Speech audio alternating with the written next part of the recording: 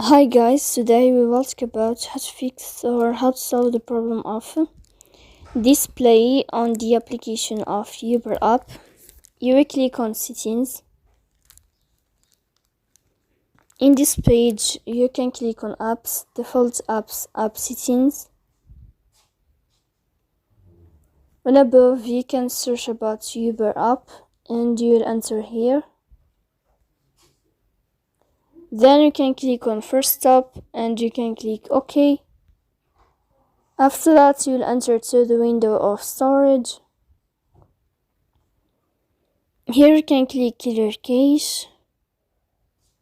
In the end you can turn on your airplane mode and you can turn off your airplane mode again.